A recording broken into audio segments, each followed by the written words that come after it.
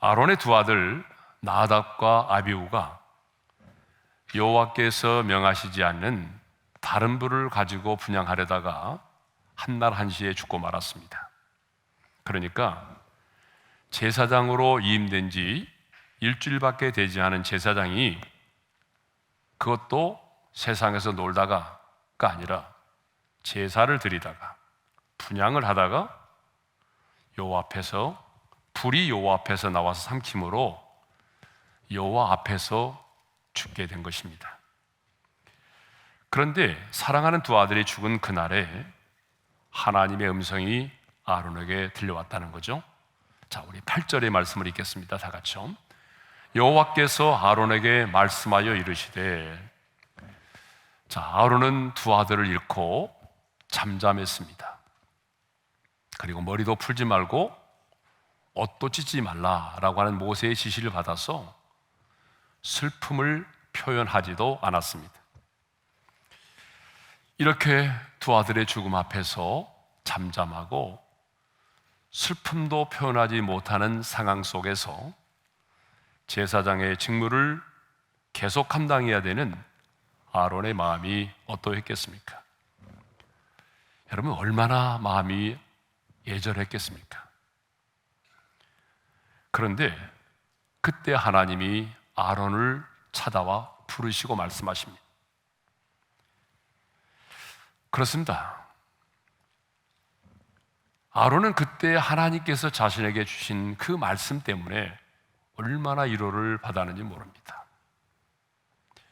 여러분, 우리도 마찬가지죠. 인생을 살아가면서 특별히 인생의 풍랑을 만나고 인생의 밤을 만났을 때 오늘 내 귀에 들려지는 하나님의 말씀이 얼마나 우리에게 힘이 되고 위로가 되는지 모릅니다. 아마 이것을 경험해 본 사람들은 그게 뭔지 알아요. 하나님의 말씀처럼 우리에게 위로가 되는 것이 없습니다. 그래서 시편 기자는 시편 119편 50절에서 이런 말을 했어요. 다 같이요. 이 말씀은 나의 고난 중에 위로라. 주의 말씀이 나를 살리셨기 때문이지. 이 말씀이 고난 중에 있는 나에게 위로가 되었다라고 말하죠. 고난 중에 하나님의 말씀이 위로가 되신 분은 크게 아멘 해볼까요? 네, 그렇습니다. 하나님의 말씀이 고난 가운데 있는 하나님의 사람들에게는 얼마나 위로가 되는지 모릅니다. 이 시인은 왜 고난 중에 있는 나에게 하나님의 말씀이 위로가 되었다라고 말합니까? 그 주의 말씀이 나를 살리셨기 때문이라고 말하죠. 왜 하나님께서 아론에게 찾아와서 아론에게 말씀하셨어요? 그 첫 번째 이유는 아론을 위로하기 위해서였습니다. 자, 두 번째 이유는 제사장이 회막에 들어갈 때의 규례가 너무나 중요하기 때문에 주님이 직접 아론에게 말씀하셨다는 거죠. 그러니까 이전에는 하나님이 꼭 모세를 부르면서 아론을 함께 불렀거든요. 그리고 모세에게 말씀하실 때 아론은 곁에서 들었거든요. 그런데 레위기에 보게 되면 레위기 10장 8절에만 오직 유일하게 하나님이 아론에게 말씀하십니다. 그래서 그 말씀이 아론에게 힘이 되었다는 것이고요. 하나님이 아론에게 이렇게 말씀하셨다는 것은 지금 제사장이 회막에 들어갈 때 규례가 너무나 중요하기 때문에 직접 하나님이 아론에게 말씀하셨다는 거죠. 그러면 하나님께서 제사장이 회막에 들어갈 때에 그 규례에 대해서 말씀하셨는데 그 말씀이 어떤 거죠? 9절의 말씀을 읽겠습니다. 다 같이요. 너와 네 자손들이 회막에 들어갈 때는 포도주나 독주를 마시지 말라. 그리하여 너희 죽음을 면하라. 이는 너의 대대로 지킬 영영한 규례라.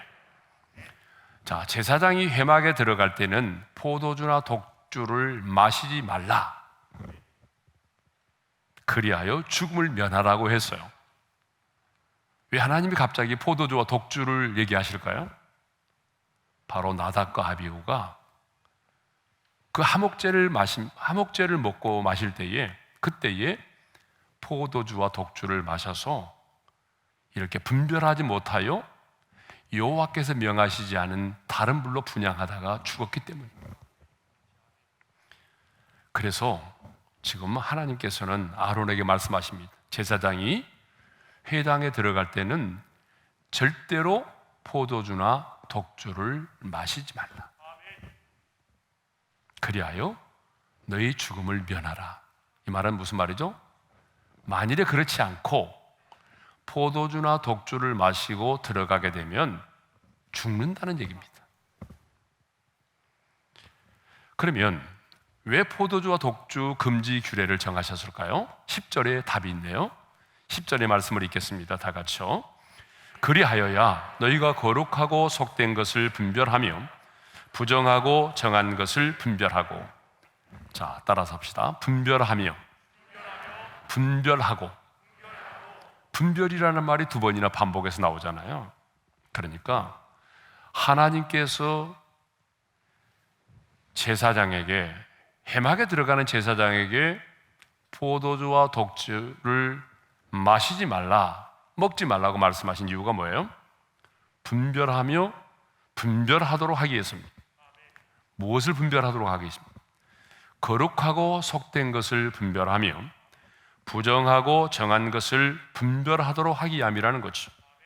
이게 무슨 말이냐 하면 술이라고 하는 것이 결국은 뭐예요? 분별력을 상실하게 만든다라고 하는 거죠. 그렇습니다. 여러분, 지난주에도 말씀드린 것처럼 술을 마시게 되면요, 사람들은 분별력을 상실하게 됩니다. 여러분, 분별력을 잃어버리게 되면 거룩함을 상실하게 되어 있습니다. 그래서 제사장은 누구보다도 거룩하고 속된 것을 분별해야 되기 때문에, 부정하고 정한 것을 분별해야 되기 때문에 절대로 포도주나 독주를 마셔서는 안 된다라고 하는 거죠. 자, 신앙생활에는 분별이 굉장히 중요하다고 그랬죠. 여러분, 정말 그렇습니다. 분별이 얼마나 중요한지 몰라요. 사탄이 뱀을 통해서 하와를 유혹할 때에 네가 이것을 먹으면 눈이 밝아져서 하나님과 같이 되어서 선악을 분별하게 된다라고 유혹을 했을 때에, 그때의 하와가 하나님의 말씀으로 그것을 분별할 수 있었다고 한다면 그 유혹에 덫에 넘어지지 않았을 것입니다. 신앙생활에는 정말 분별력이 필요합니다. 하나님의 뜻을 분별하는 것이 중요해요. 그렇죠? 선과 악을 분별하는 것도 너무 중요해요. 그러니까 사탄의 특징이 뭐냐 그러면 언제나 그 경계선을 무너뜨린다는 거예요. 선과 악의 그 경계선을 무너뜨립니다. 그래서 이 동성애, 동성결혼, 이것은 뭐예요? 하나님의 창조의 질서를 무너뜨리면서, 하나님이 창조하신 성은 어때요? 남성과 여성밖에 없는데 또 다른 제3의 성, 또 다른 성, 또 다른 성을 만들어 보다 보니까 지금 인간들이 만들어낸 성을 뭐 쉬운 몇 가지가 된다고 그러잖아요. 그래서 하나님이 창조하신 창조의 질서를 무너뜨리면서 남성과 여성의 경계성을 무너뜨리는 거예요. 그러니까 우리나라도 지금 계속적으로 인권위원회에서 또 국회에서 이 차별금지법, 아주 유사한 이런 인권을 내세우면서 이런 차별금지법을 지금 제정하려고 합니다. 그러므로 여러분들이 가지고 있는 이념의 그 스펙트럼을 떠나서 언제나 우리는 하나님의 말씀으로 어때요? 선과 악을 분별해야 됩니다. 그래서 국회의원들을 뽑을 때라든지 이 정치 지도자를 뽑을 때는요, 뭐 내 고향 사람이다, 아니면 뭐 같은 학교 선후배 사이다, 이걸 떠나서 우리는 이 하나님의 뜻을 따라서 하나님의 나라를 대적하고 창조의 질서를 부정하는 사람들을 절대로 뽑아서는 안 됩니다.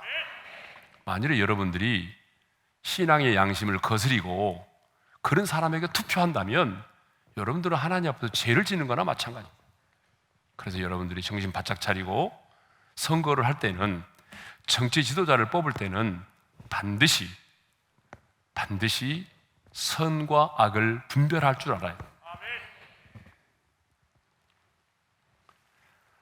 자, 나답과 아비후의 죽음 이후에도 아론과 남은 두 아들들은요, 제사장의 직분을 감당해야만 했습니다. 그런데 이 제사장에게는 두 가지 책임이 주어졌습니다. 첫 번째 책임이 뭐냐 그러면 하나님께서 명하신 대로 규례를 따라서 제사를 집례하는 것입니다. 두 번째로는 제사를 드린 후에 하나님께서 그들에게 주신 남은 부분을 먹는 겁니다. 그러니까 제사장이 지켜야 될 두 가지가 뭐냐 그러면 책임이 있는데, 하나는 제사를 집례하는 것이고 하나는 제사를 드리고 난 다음에 남은 그 제물을 먹는 거예요. 그러니까 제사를 드리는 것만이 중요한 게 아니에요. 제사를 드리고 난 다음에 그 먹어야 될 제물의 일부분을 먹는 것도 너무 중요하다는 거야. 우리는 그동안에 뭘만 생각했어요? 아, 제사장은 제사를 드리는 사람, 그 제사를 집례하는 사람, 그래서 그 제사장의 집례만 중요하게 생각을 했거든요. 근데 여러분, 아니에요. 제사장으로서 제사를 집례하는 것도 중요하지만 그건 못지않게 제사를 드리고 그 제물의 일부분을 먹는 것, 오늘은 먹는 것 얘기합니다. 이 먹는 것이 너무 중요하다. 예? 입맛 다시는 분이 계세요? 그러니까 레위기를 보게 되면, 자, 하나님께 드리는 번제는 다 태워서 드리는 거니까 먹는 게 없고요, 소제와 속제제와 하목제를 드릴 때 그 제물의 일부를 제사장이 반드시 먹게 돼 있습니다. 그런데 아론과 그 아들들은요, 남은 두 아들은 속죄제로 바친 염소를 먹지 않고 불에 태워버렸다는 거예요. 지금 그게 바로 16절 17절의 말씀이거든요. 그래서 모세가 진노하고 있잖아요. 자, 한번 읽어보겠습니다. 다 같이요. 모세가 속죄제 드린 염소를 찾은즉 이미 불살라는지라. 그가 아론의 남은 아들 엘르아살과 이다말에게 노하여 이르되 이 속죄 제물은 지극히 거룩하거늘 너희가 어찌하여 거룩한 곳에서 먹지 아니하였느냐. 그러니까 이 속죄 제물인 염소를 제사장들이 먹어야 되는데, 그 제물을 먹어야 되는데 이 아론의 남은 두 아들, 그렇죠? 엘르아살과 이다말이 그걸 먹지 않고 다 불에 태워버렸다는 거예요. 그래서 하나님의 명령을 어긴 거죠. 그래서 지금 모세는 아론의 다른 두 아들 엘르아살과 이다말에게 지금 진노하고 있는 겁니다. 너희가 어찌하여 거룩한 곳에서 먹지 아니하고 그 소제물을 불로 다 태워드리느냐. 지금 그 얘기하는 거예요. 먹어야 되는데 왜 먹지 않았느냐. 예? 자, 그러니까 이제 19절에서 보게 되면 아론이 변명을 하죠. 왜 우리가 먹지 않았는지를 말하고 있어요. 자, 19절의 말씀을 읽어볼까요? 다 같이요. 아론이 모세에게 이르되 오늘 그들이 그 속죄제와 번제를 여호와께 드렸어도 이런 일이 내게 임하였거늘 오늘 내가 속죄 제물을 먹었더라면 여호와께서 어찌 좋게 여기셨으리요. 예. 두 아들의 죽음 앞에서도 침묵했던 아론은 이제 입술을 열어서 당황하지 않고 아주 침착하게 지금 해명을 하고 있습니다. 왜 우리가 먹지 않았는지, 왜 속죄 제물을 먹지 않고 불에다 태워드렸는지를 얘기를 하고 있어요. 자, 오늘 그들은 누굴까요? 바로 죽은 아론의 두 아들이죠. 오늘 그들이 나답과 아비후가 그 속죄제와 번제를 여호와께 드렸어도 이런 일이 내게 임하였거늘. 이런 일이 뭘까요? 이런 일이 뭐예요? 나답과 아비후가 다른 불을 가지고 여호와께 분향을 하려다가 불이 여호와 앞에 나와서 삼킴으로 죽게 된 사건을 말하죠. 그러니까 오늘 두 아들이 하나님께 속죄제와 번제를 드렸어도 이렇게 죽음을 당하였는데 어떻게 오늘입니다. 제사장의 몫이라고 해서 그 속죄의 제물을 먹는다면 여호와께서 어찌 좋게 여기시겠느냐라고 하는 겁니다. 자, 정리를 해보자면 왜 제물을 먹지 않고 불에 태워버렸는가? 두 가지 이유를 말하고 있어요. 첫 번째 이유가 뭐냐면 거룩한 두려움이에요. 나답과 아비후가 포도주와 독주를 마심으로써 분별력을 잃어버리고 여호와께서 명하시지 않는 다른 불로 분향을 하다가 죽었다는. 그런데 자신들도 혹시 하나님께 화제로 온전히 태워서 드려야 될 제물을 먹음으로 하나님을 진노케 하지 않을까 하는 거룩한 두려움 때문에 자신들은 그걸 먹지 않고 불에 태워서 드렸다는 거예요. 거룩한 두려움 때문에. 그러니까 나답과 아비후가 하나님이 먹지 말라고 했던 포도주와 독주를 마심으로 분별력을 잃어서 분향하다가 죽임을 당했는데, 오늘 셋째와 넷째 엘르아살과 이다말이 하나님께 번제로, 하나님께 화제로 다 태워서 드려야 될 이 제물을 혹시 우리가 그것을 먹음으로 인해서 또다시 우리에게도 그러한 하나님의 진노의 심판이 임하지 않을까라고 하는 그 거룩한 두려움 때문에 우리가 먹을 수가 없었습니다. 그런 얘기죠. 하나님을 경외한다고 하는 것은 하나님을 공경하면서 두려워하는 겁니다. 그래서 경외는 공경할 경자와 두려워할 외자가 합쳐진 단어입니다. 그러니까 하나님을 경외하는 것은요, 무조건 하나님 앞에서 사시나무 떨듯이 두려워 떠는 것도 아니고 정말 마음으로부터 우러나오는 존경심을 가지고 하나님을 사랑하기 때문에 두려워하는, 여러분, 그게 바로 뭐예요? 거룩한 두려움인 거죠. 그래서 우리에게는 이 두 가지가 다 필요합니다. 내가 하나님을 너무나 사랑하기 때문에, 내가 하나님을 너무나 사랑하기 때문에 기쁨으로 드리는 예배 뿐만 아니라 우리 안에는 내가 하나님을 두려워하기 때문에 죄를 미워하고 하나님께서 싫어하는 것을 멀리하는 마음, 이 두 가지가 다 필요해요. 여러분, 이 두 가지가 조화를 이루어야 그게 온전히 하나님을 경외하는 신앙이 되는 거예요. 예? 그런데 오늘 우리 시대에 가장 큰 문제가 뭐냐 그러면 하나님을 경외하는 마음이 점점 사라져가고 있다는 것이죠. 하나님을 향한 거룩한 두려움이 점점 사라져가고 있습니다. 그래서 하나님이 창조하신 이 세상 속에서 하나님의 은총을 힘입어 살아가면서도 하나님의 이름을 모독하고 그리고 죄를 지으면서도 어떤 두려움도 없어요. 그래서 사람들은 죄를 지는 일에 얼마나 담대한지 몰라요. 여러분, 죄를 지으면 좀 부끄러워할 줄 알아야 되잖아요. 예? 그런데 어때요? 동성애자들 보면 그건 죄인데 오히려 카퍼레이드 축제를 벌이잖아요. 예? 두 번째로는요, 근신하는 마음 때문이에요.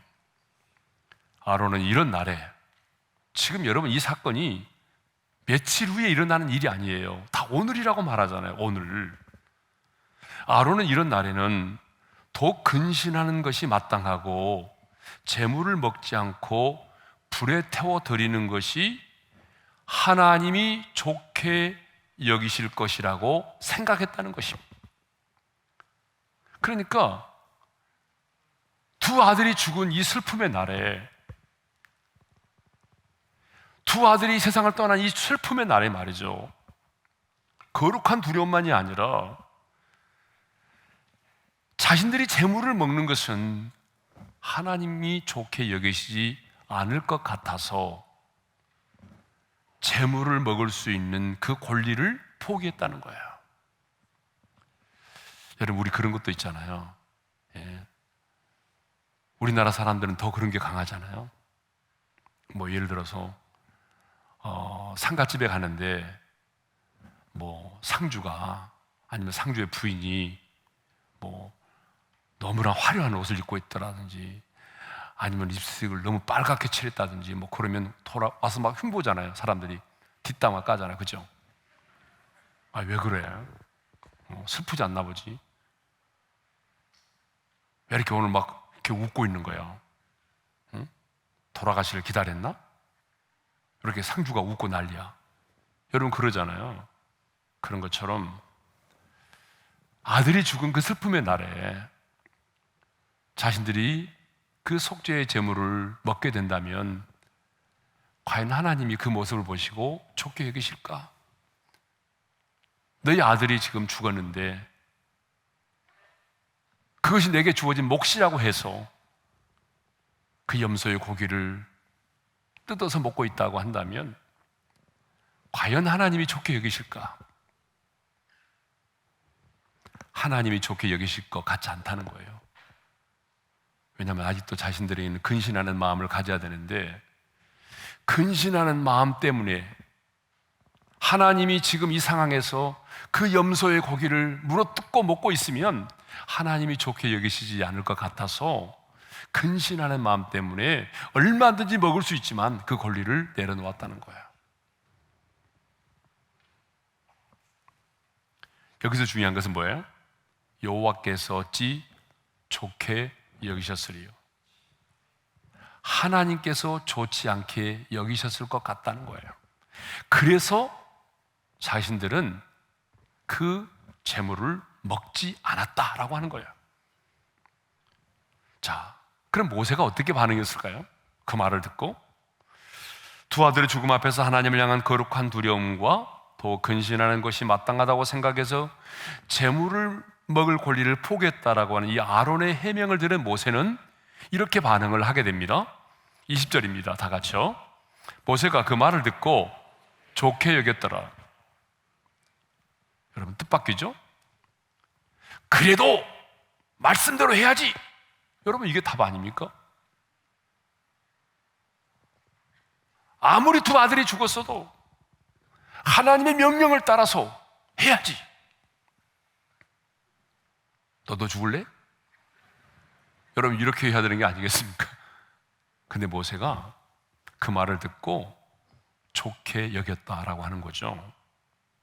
여러분 왜 모세는 그 말을 듣고 좋게 여겼을까요? 그들이 비록 제물을 먹어야 하는 하나님의 명령을 어기기는 했지만 그들이 그 제물을 먹지 않았던 동기가 하나님을 향한 거룩한 두려움과 근신하는 차원에서 그 제물을 먹지 않고 불에 태워서 하나님께 드렸기 때문에 모세는 그 해명을 듣고 좋게 여겼다라고 하는 거예요.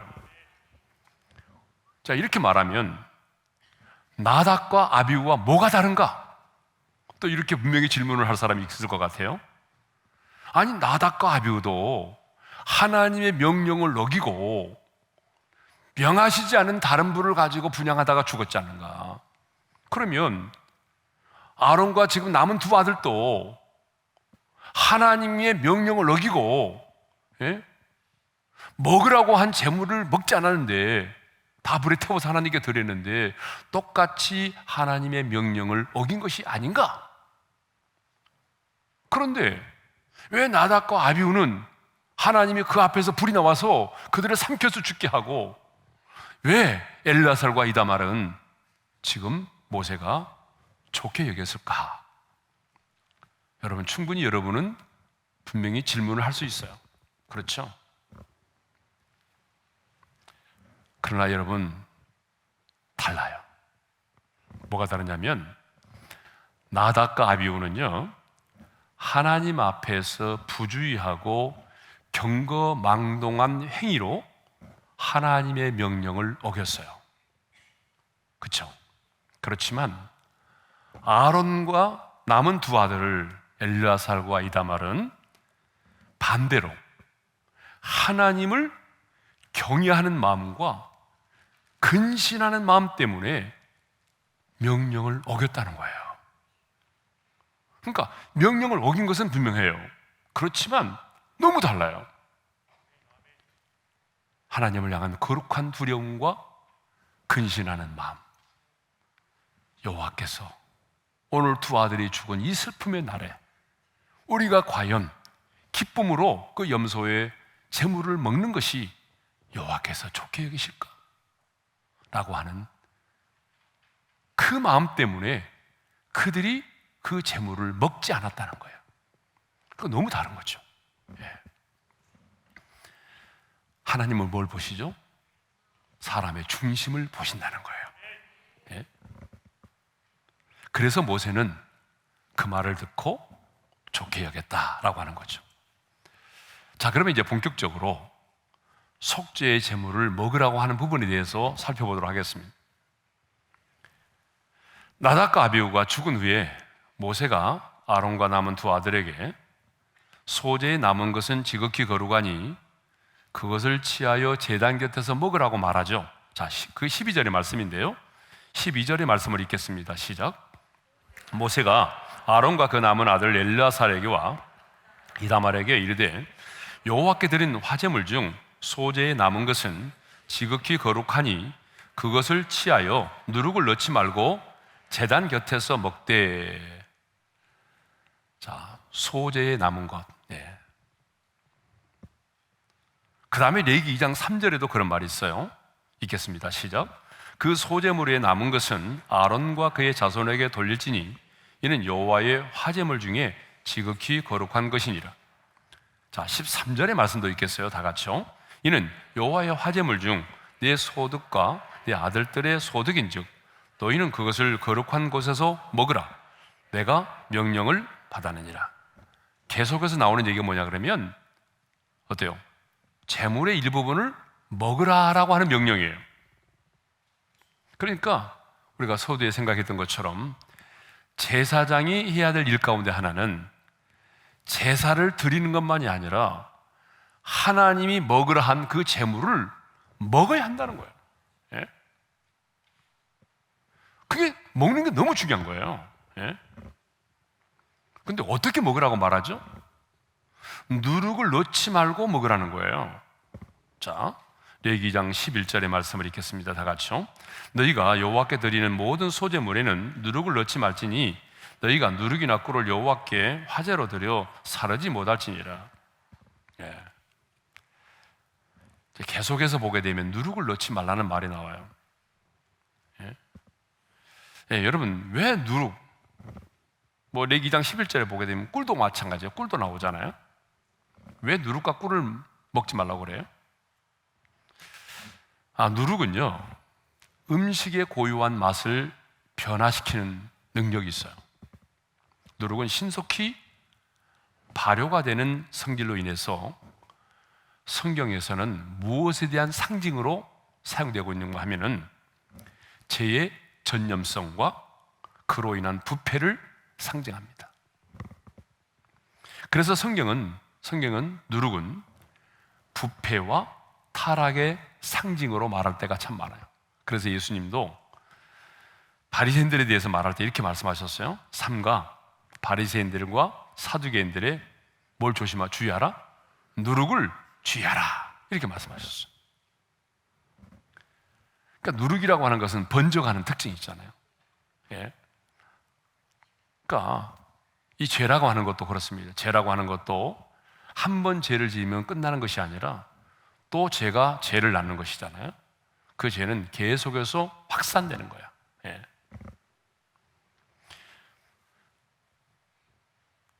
또 꿀도 마찬가지입니다. 꿀은 세상적이고 유욕적인 안락이나 쾌락을 상징하죠. 그래서 잠언 5장 3절에도 이런 말씀이 있어요. 다 같이 시작. 대저 음료의 입술은 꿀을 떨어뜨리며. 자, 그러므로 이 누룩과 꿀을 넣어 먹지 말라고 하는 말은 실제로 이제 우리 삶에서 적용할 때에 하나님의 사람은 왕 같은 제사장의 누리는 누룩을 넣어서 먹지도 말고 그리고 꿀도 사용하지 마라, 그런 얘기가 아니죠. 여러분, 빵을요 만들 때 누룩이 없다고 한다면, 이스트가 없다고 한다면 부풀지 않잖아요. 그거 딱딱하고 맛없잖아요, 그죠? 예. 그러니까 오늘 우리에게는 그렇게 적용되는 게 아니고요. 여러분, 음식도 꿀이 들어가야 좀 적당하게 또 달콤하고 그러잖아요. 그러므로 이 말은 무슨 말인가 하면, 왕 같은 제사장인 우리는 내적으로 순결한 삶을 살아야 된다라고 하는 거죠. 그러니까 하나님은 이렇게 먹는 음식을 통해서도 저와 여러분의 삶이 어떠해야 하는지를 지금 교훈하고 있는 거예요. 예? 그러니까 누룩을 가까이 하지 마라, 누룩을 넣어 먹지 말라, 이 말은 우리로 하여금 죄를 멀리하는 삶을 살아야 된다, 내적인 순결함이 중요하다, 이런 얘기죠. 네. 자, 어디에서 먹어야 되죠? 12절의 하반절에 보게 되면 이렇게 말씀하고 있습니다. 다 같이요. 소재에 남은 것은 지극히 거룩하니 너희는 그것을 취하여 누룩을 넣지 말고 제단 곁에서 먹되. 자, 여기도 보면 누룩을 넣지 말라고 그랬잖아요. 누룩을 넣지 말고 어디서 먹으라고 말해요? 제단 곁에서 먹으라, 그렇게 말하고 있어요. 13절 하반절에도 이렇게 말씀하고 있죠. 13절 하반절도 읽겠습니다. 너희는 그것을 거룩한 곳에서 먹으라. 자, 제단 곁에서, 이번에는 어디에서? 거룩한 곳에서 먹으라. 14절의 말씀도 있겠어요. 다 같이요. 흔든 가슴과 들어올린 뒷다리는 너와 네 자녀가 너와 함께 정결한 곳에서 먹을지니. 어디서 먹으라고? 이번에는 정결한 곳에서 먹으라, 그렇게 말씀하시죠. 자, 레위기 6장 15절과 16절에도 이런 말씀이 나와요. 다 같이요. 그 소재 고운 가루 한 움큼과 기름과 소재물 위에 유향을 가져다가 기념물로 제단 위에서 불살라 여호와 앞에 향기로운 냄새가 되게 하고, 그 나머지는 아론과 그의 자손이 먹되 누룩을 넣지 말고 거룩한 곳 해막들에서 먹을지니. 여기도 누룩을 넣지 말고 거룩한 곳 해막들에서 먹을지니라 라고 말씀하고 있어요. 자, 지금까지 말씀을 보니까 이 속죄의 제물을 먹때에 어디서 먹으라고 말씀하시냐 그러면, 첫 번째 나온 데가 제단 곁, 거룩한 곳, 정결한 곳, 거룩한 해막의 뜰. 그렇죠? 그러니까 이 속죄의 제물을 먹는 장소는 정결하고 거룩한 곳이어야 된다라고 하는 거예요. 이제 우리가 잠시 후에 또 살펴보겠지만은, 여러분, 이게 제사장들에게는요, 이 소재, 그 다음에 또 다른 제물의 일부분은요, 이들의 양식입니다. 그러니까 제사장들은 어때요? 땅을 기업으로 받지 않았잖아요. 또 다른 생업이 없잖아요.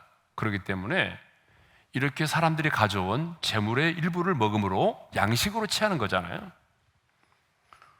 자, 그렇다면 저와 여러분도 이제 왕 같은 제사장이니까, 왕 같은 제사장은 우리도 영혼의 양식을 먹어야 되잖아요. 그죠? 여러분, 우리도 영의 양식을 먹어야 되는 거 아닙니까?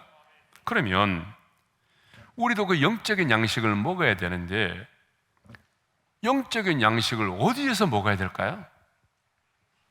가장 정결하고 가장 거룩한 곳에서 우리 영혼의 양식을 먹어야 되는 거 아니겠어요? 여러분, 그렇죠? 맞죠? 여러분, 클럽에서 막 춤을 추면서 말씀을 암송하고 은혜 받고 큐티하면서 그래요? 클럽에서 큐티하면서 은혜 받는 분 계세요? 저는 안 가봐서 모르겠어요, 분위기를. 예. 그렇다면 여러분, 새 언약의 백성인 저와 여러분에게 있어서 오늘 이 시대에 가장 정결하고 가장 거룩한 곳이 어디일까요? 바로 주님께서 피 흘려 값주고 세우신 주님의 몸된 교회입니다. 자, 여기서 교회는 건물을 말하는 것이 아닙니다. 여기서 말하는 교회는 건물을 말하는 것이 아니에요. 주님이 피 흘려 값주고 세우신 주님의 몸된 교회가 가장 정결하고 거룩한 곳입니다. 그래서 사도 바울은 이 교회를 이렇게 정의합니다. 디모데전서 3장 15절의 말씀을 읽습니다. 다 같이요. 이 집은 살아계신 하나님의 교회요 진리의 기둥과 터니라.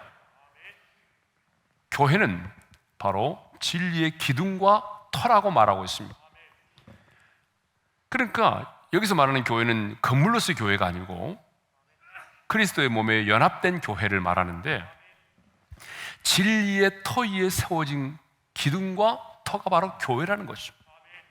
그러므로 성도는 진리의 선 교회에서 하나님의 말씀을, 영혼의 양식을 받아 먹어야 한다라고 하는 것입니다. 여러분, 성도가 진리의 기둥과 터인 교회를 떠나서 여러분 하나님의 말씀을, 영혼의 양식을 받아 먹으려 하면 안 된다라고 하는 거예요. 왜요? 이 주변에는 거짓된 교사들이 너무나 많기 때문이죠. 이단의 영들이 너무나 많기 때문에, 미혹해하는 영들이 너무나 많기 때문에 하나님께 속한 하나님의 사람들은 주님의 몸된 교회에서 선포되는 말씀과 주님의 몸된 교회에서 공급되어지는 생명의 영양분을 받아 먹음으로 가장 건강하게 자랄 수 있다는 거예요. 그럼에도 불구하고 꼭 이상한 곳을 찾아다니면서 거기서 말씀을 기웃거리고 또 성도들을 미혹하여 끌고 가고 그런 분들이 많이 계세요. 여러분, 정말 위험합니다. 혹시 여러분 주변에 누군가가 말씀을 잘 쪼개는 곳이 있다, 어떻게 쪼개는지 모르겠지만 말씀을 잘 쪼개는 곳이 있다, 정말 듣도 보다 못한 그런 하나님의 말씀을 가르쳐주는 곳이 있다, 그래서 한번 가볼래? 하면서 그렇게 여러분들을 유혹하는 분이 있으면 반드시 신고를 하셔야 돼요. 그런 분들이 가끔 있거든요. 신천지 작전이 뭐냐 그러면, 교회에 딱 들어와서 했잖아요, 일단은 열심히 봉사를 하는 거예요. 그래가지고 환심을 사고 굉장히 충성된 사람처럼 여기고, 그러다가 얘기를 이렇게 차를 마시다 보게 되면 우리 목사님 설교가 요즘에 은혜가 안 되는 것 같아, 이렇게 얘기한다든지, 교회가 왜 이러는 거야, 교회가 왜 이렇게 말하는 사람들 있잖아요. 이런 사람들을 딱 포착을 하는 거예요. 그래서 그 사람들 조용히 만나자고 그래가지고 이제 여러 가지 얘기를 해서 그 사람들을 마침내 어때요? 성경 공부하는 것으로 끌어들입니다. 그러니까 교회 안에 부정적인 사람들을 찾아내는 거예요. 예, 그래서 그 사람들을 접속을 해가지고 또 다른 성경 공부를 하는 모임으로 인도를 하는 거예요. 예. 자, 그래서 여러분, 잘못된 곳에 가서 잘못된 음식을 먹게 되면 여러분, 우리 영혼이 병들게 되고 죽을 수도 있어요. 그래서 함부로 기웃거리면서 하나님의 말씀을 받으려고 하지 말고, 교회 안에서 선포되는 하나님의 말씀과 교회 안에서 주어지는 모든 성경 공부를 통해서 여러분들의 영혼이 생명의 영양분을 공급받기를 바랍니다. 자, 이제 마지막으로 왜 속죄의 제물을 먹어야 하는지에 대해서 나누고 말씀을 마치도록 하겠습니다. 첫째로, 하나님의 명령이라는 거예요. 왜 제사장은 그 남은 속죄의 제물을 먹어야 하는가? 자, 13절 하반절에 이런 말씀이 있어요. 다 같이 읽겠습니다. 내가 명령을 받았느니라. 모세가 지금 하는 말입니다. 누구로부터 명령을 받았다는 거예요? 하나님께로부터 명령을 받았다는 거죠. 그러니까 이 제사장이 남은 그 속죄의 제물을 먹는 것은 먹어도 되고 안 먹어도 되는 문제가 아니라는 거예요. 나는 채식주의자입니다. 나는 고기를 먹을 수가 없어요. 이렇게 말하면 안 된다는 거예요. 예? 제사장이라면 어제 먹고 오늘 또 먹어야 돼요. 얼마나 힘들겠어요, 여러분? 고기를 매일 먹어보세요. 얼마나 힘들겠어요? 얼마나 힘들겠냐고요. 근데 먹고 안 먹고의 문제가 아니에요. 제사장이라면 먹어야 된다는 거예요. 예? 먹어야 되는 거예요. 안 먹으면 안 돼요. 예전에 보니까 암에 걸리신 분들 의사가 그 처방할 때 보니까 다 다르더라고요. 어떤 의사는 절대로 고기 들지 마세요 하신 분도 있고, 어떤 분들은 당신은 계속해서 항암제를 맞아야 되기 때문에 고기를 많이 먹으라고 그러니까 매일 고기를 먹는 분이 있는데 막 지겹다고 그러더라고요. 예. 그래서 소제와 속죄제와 화목제를 때의 그 일부는 반드시 제사장이 먹어야 됩니다. 예. 배가 아파도 먹어야 돼요. 고기가 막 냄새가 나도 먹어야 되는 거예요. 예? 왜? 하나님 명령이니까. 두 번째로는 그게 소득이기 때문에 그래요. 13절 상반절의 말씀을 읽습니다. 다 같이요. 이는 여호와의 화제물 중에 내 소득과 내 아들들의 소득인즉 너희는 그것을 거룩한 곳에서 먹으라. 그 소제, 그 곡식이잖아요. 그 다음에 속죄제와 화목제, 고기잖아요. 그걸 먹으라는 거예요. 14절 하반절의 말씀도 읽겠습니다. 다 같이요.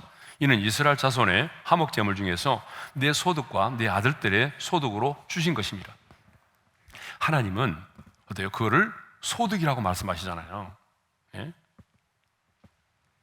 왜냐하면 여러분, 제사장들은 생업을 갖고 있지 않기 때문에 농사를 짓지 않잖아요. 예? 양을 치고 있지 않잖아요. 그러니까 제사를 드리는 사람들이 가져온 그 소제와 속죄제와 화목제 일부를 먹게 돼 있어요. 그래서 하나님은 그것을 소득이라고 말해요. 예. 그러니까 소득이란 뭘까요? 제사장들의 생계를 위해서 하나님께서 그들의 몫으로 준비하신 것을 말하죠. 제사장들은 지금 다른 직업을 가지고 있지 않아요. 오직 그들은 지금 이 회막에서 제사를 드리고, 그리고 제사를 드릴 때 가져온 그 제물의 일부를 먹음으로써 생계를 지금 유지하고 있는 거예요. 생계를 위한 다른 수단이 없습니다.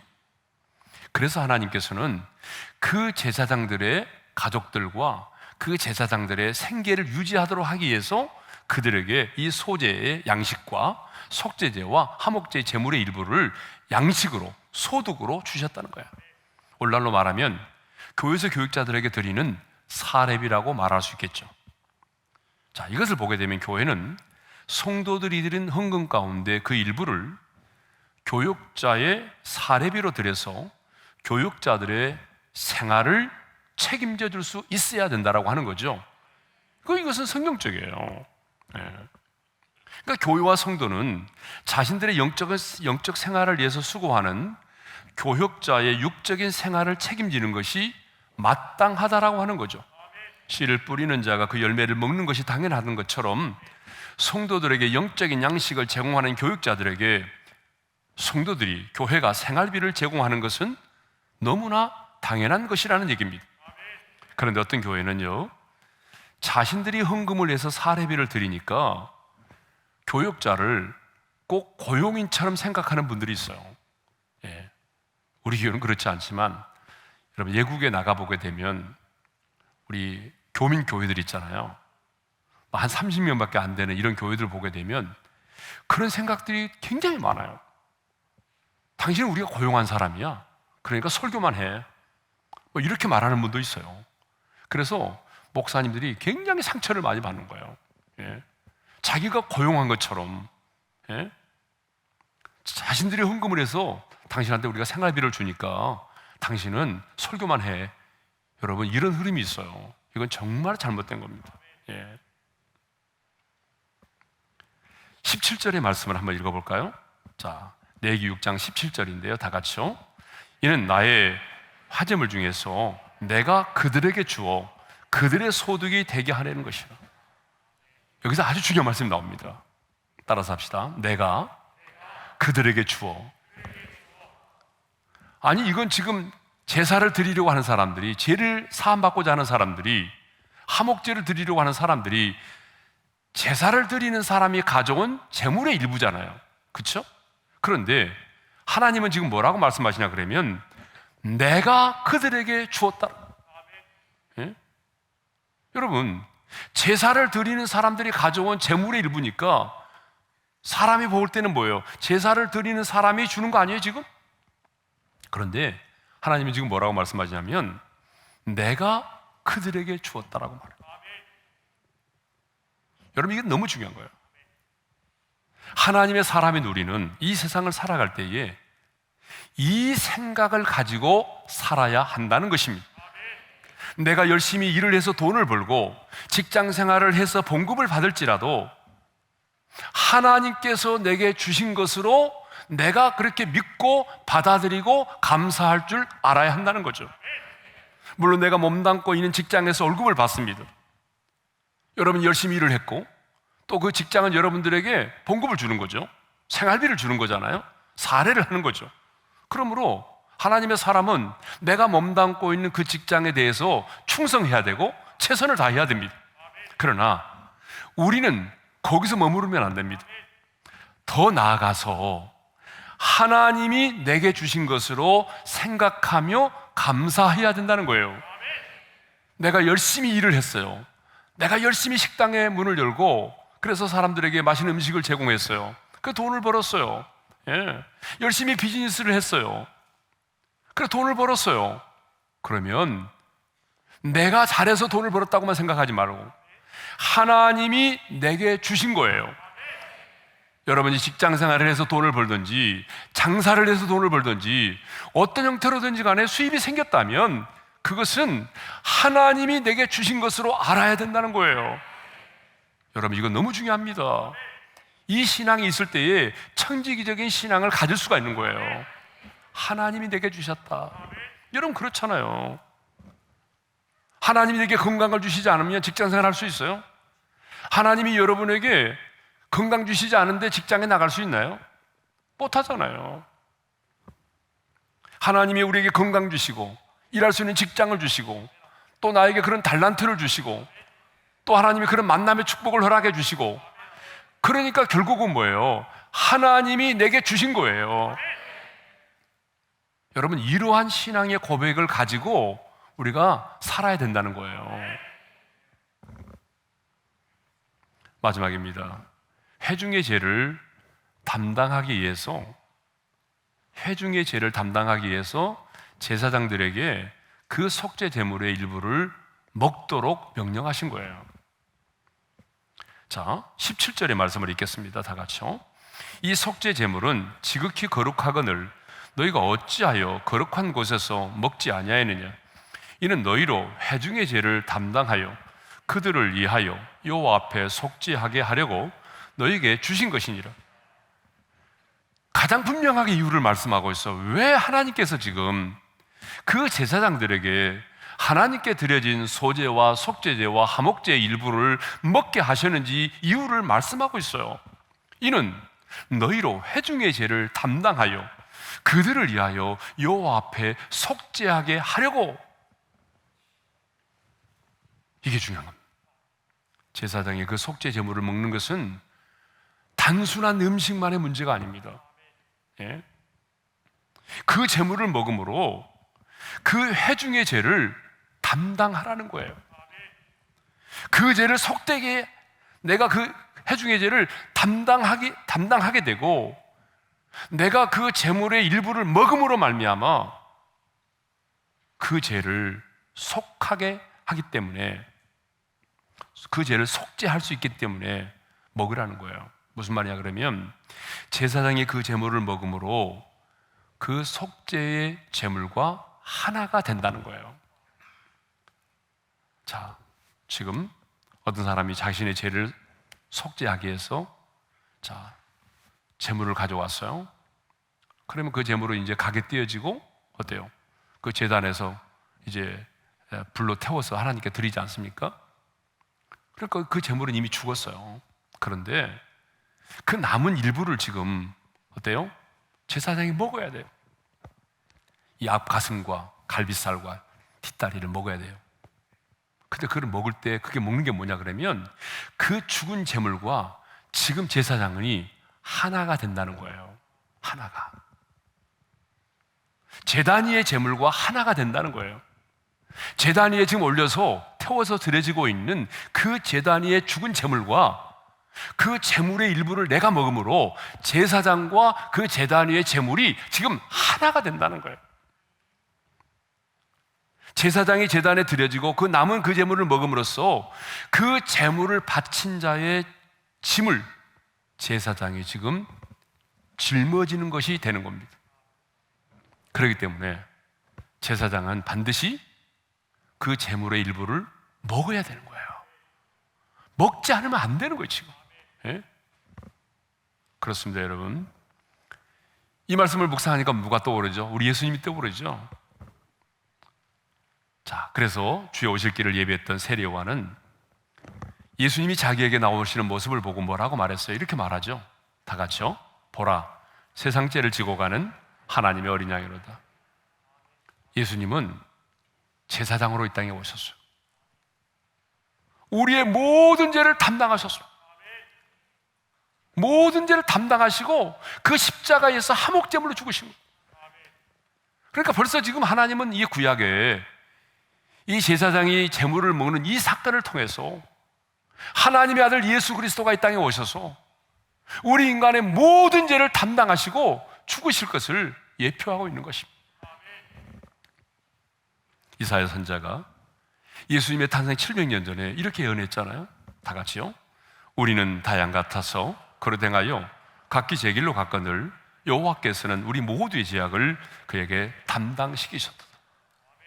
우리 모두의 죄악을 시간과 공간을 초월해서 어때요? 하나님의 아들 예수 그리스도에게 담당시킨 거예요. 그 죄악이 옮겨진 거예요. 예? 그래서 어때요? 우리의 죄악의 짐을 예수님께서 다 대신 담당하신 거죠. 제사장으로 오신 예수님은 저와 여러분의 모든 죄를 담당하사 십자가에 달려 죽으셨습니다. 그래서 주님과 내가 그리스도 안에서 한 몸이 되었습니다. 연합이 된 거예요. 그래서 주님이 내 안에, 내가 주님 안에 거하게 된 것입니다. 예? 제사장이 그 제물을 먹음으로 인해서 그 제단에 올려진 제물과 하나가 되는 것처럼 주님이 저와 여러분의 모든 죄를 담당하사 십자가에 죽으심으로 주님이 내 안에, 내가 주님 안에 거하는 진정한 연합이 이루어졌다는 사실입니다. 그래서 로마서 6장 1절과 11절에 보게 되면 긴 본문이니까 읽지는 않겠는데 거기 보게 되면 합하여, 연합한, 함께라고 하는 말이 무려 9번이나 나옵니다. 자, 로마서 6장 3절의 말씀을 읽겠습니다. 다 같이요. 무릇 그리스도 예수와 합하여 세례를 받은 우리는 그의 죽으심과 합하여 세례를 받은 줄을 알지 못하느냐. 그의 죽으심과 합하여 세례를 받은 우리는 그럼 어떻게 살아야 되죠? 6장 4절입니다. 다 같이요. 우리로 또한 새 생명 가운데서 행하게 하려 함이라. 주님과 내가 그리스도 안에서 함께 죽고 함께 살리심을 받은 연합된 자가 되었다면 우리는 이제는 예수님의 새 생명 가운데서 행하며 살아야 된다는 것입니다. 예수님이 내게 주신 그 새 생명으로 살아야 된다는 거죠. 로마서 6장 6절의 말씀을 읽겠습니다. 다 같이요. 우리가 알거니와 우리의 옛사람이 예수와 함께 십자가에 못 박힌 것은 제 몸이 죽어 다시는 우리가 저에게 종로로 다지 아니하리 함이니. 주님과 내가 연합된 나는 어떻게 살아야 되느냐? 예수의 생명으로 살아야 되고 저에게 종로로 다지 않는 삶을 살아야 된다는 것입니다. 그러면 이제 중요한 것은 나는 그리스도와 연합된 자라는 것입니다. 이 세상을 살아가면서 나 홀로라는 생각을 지금부터는 하면 안 됩니다. 나는 나 홀로야. 아닙니다. 여러분은 절대 홀로가 아닙니다. 정말 여러분들이 예수를 믿고 영접했다면 여러분은 그리스도와 연합한 자입니다. 주님과 나는 연합됐습니다. 주님이 내 안에 거하고 나는 주님 안에 거하는 하나님의 사람입니다. 이 사실이 너무 중요해요. 그래서 우리가 성찬에 왜 참여합니까? 성찬에 참여할 때마다 이 고백을 하는 거 아닙니까? 왜 우리가 성찬에 참여할 때에 그 주의 살과 피를 먹고 마십니까? 그 살과 피를 먹고 마심으로 주님이 내 안에, 내가 주님 안에 거하고 있다는 사실을 믿음으로 고백하는 거예요. 주님은 내 안에 계십니다. 나는 주님과 연합된 사람입니다. 나는 그리스도와 함께 죽고 그리스도와 함께 살리심을 받은 사람입니다. 그러므로 예수의 생명으로 살겠습니다. 제게 종노릇하지 않겠습니다. 여러분, 이렇게 살아가는 거예요.